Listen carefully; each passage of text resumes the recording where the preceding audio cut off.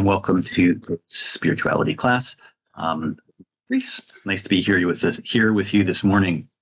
Let's take a look at our psalm. It is Psalm 31, just a short one. O Lord, my heart is not lifted up. My eyes are not raised too high. I do not occupy myself with things too great and too marvelous for me. But I have calmed and quieted my soul like a weaned child with its mother. My soul is like the weaned child that is with me. O Israel, hope in the Lord from this time on and forevermore. Our text this morning comes from the Gospel of Luke, and it is Luke 10, and it's verses 38 through 42. This is the New Revised Standard Version. Now, as they went on their way, he entered a certain village where a woman named Martha welcomed him into her home. She and her sister named Mary, who sat at the Lord's feet and listened to what he was saying. But Martha was distracted by her many tasks. So she came to him and asked, Lord, do you not care that my sister has left me to do all the work by myself? Tell her then to help me. But the Lord answered her, Martha, Martha, you are worried and distracted by many things. There is need of only one thing. Mary has chosen the better part, which will not be taken away from her. This is the word of the Lord.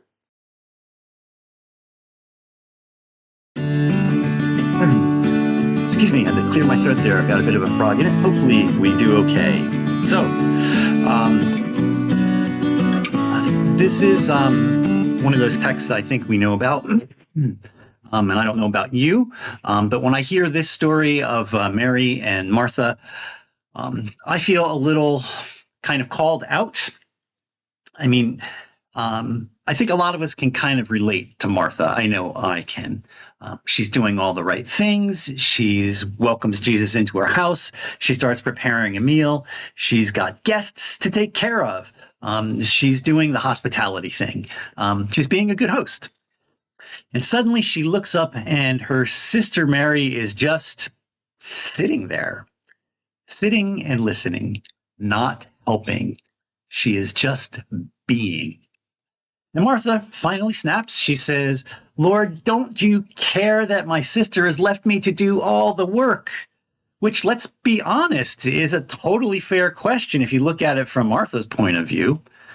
And to be honest, I used to think that Mary was, the good one in this story because, it's a churchy thing. She's listening to Jesus. Martha's busy with other stuff.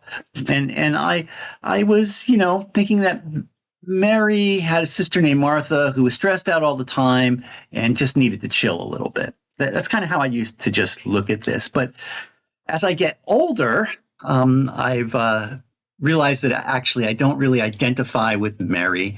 I realize that I am a Martha most days, with a bit of Mary trying to break through, at least when I remember to try.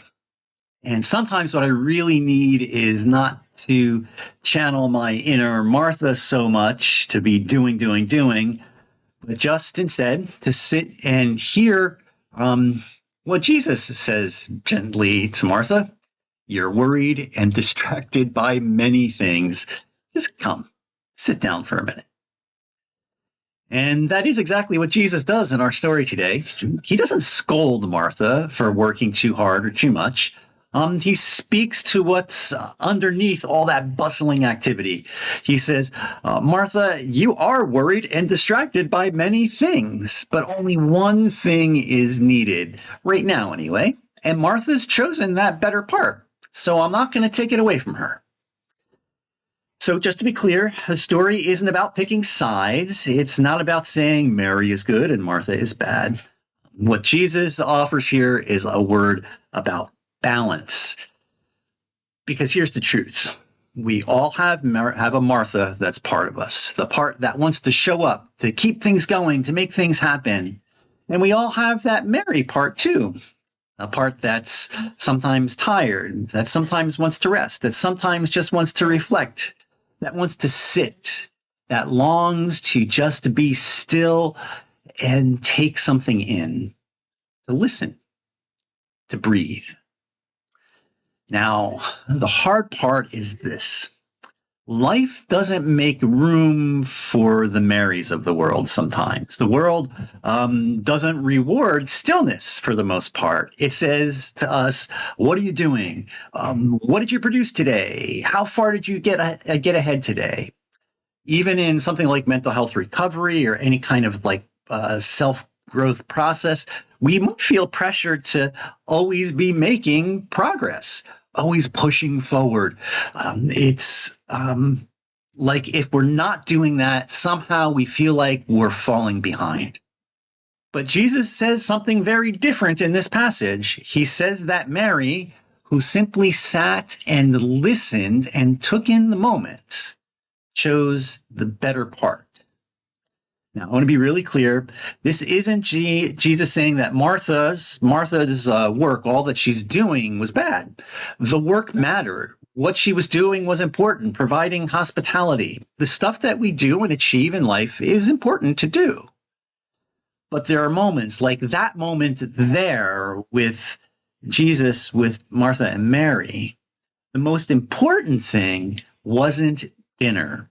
It wasn't the checklist.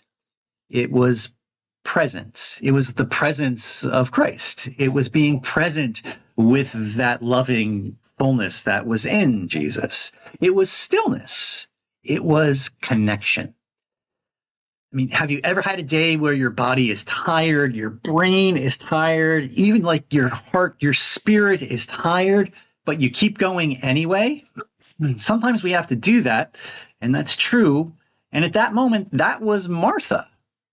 But there's some moments where we don't need to do that, where it's probably not the best thing. We're tired when we're like that.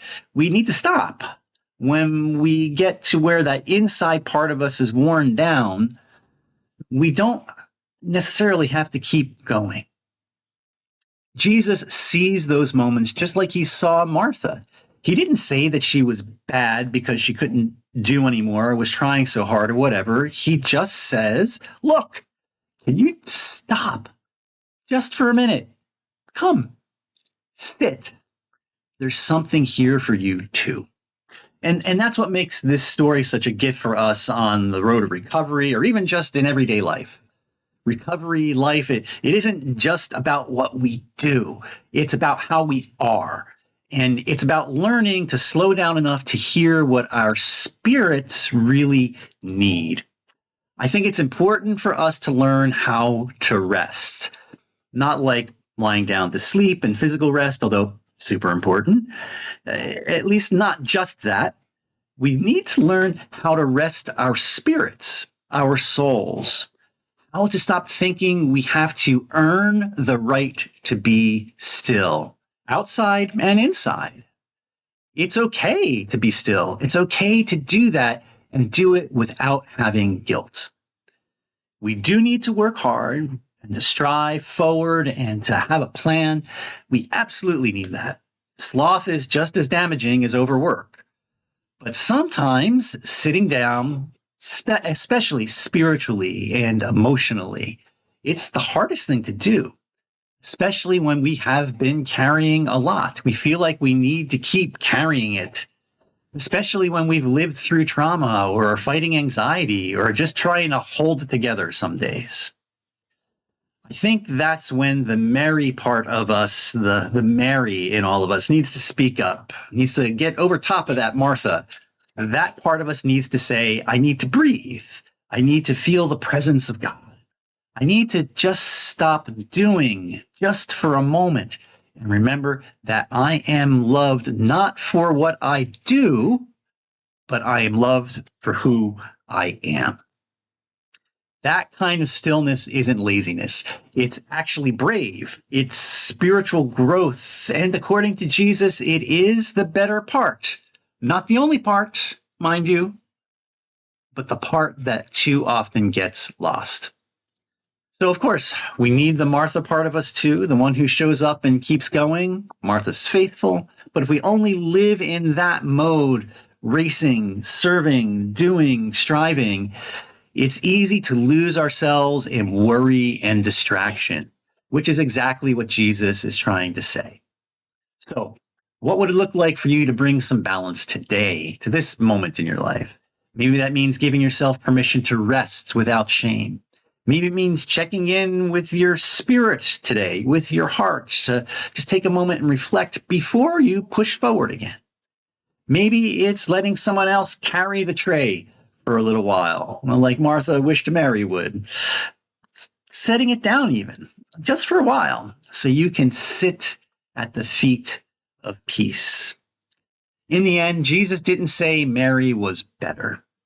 He said she had chosen the better part for that moment, for what was needed right then.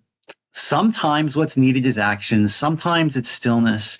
And especially in that journey of recovery and of life, it invites us to learn which is which, to offer ourselves grace either way.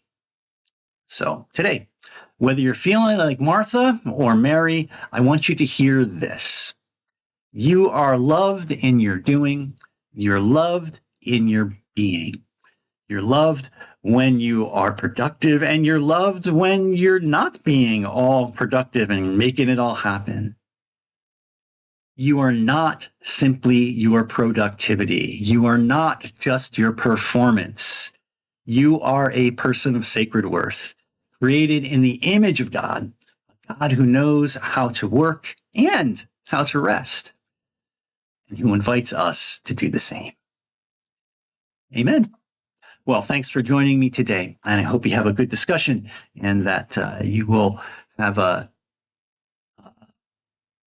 good rest of the week and find some space to be productive and find some space to take a break and to reflect and rest your soul. Bye now.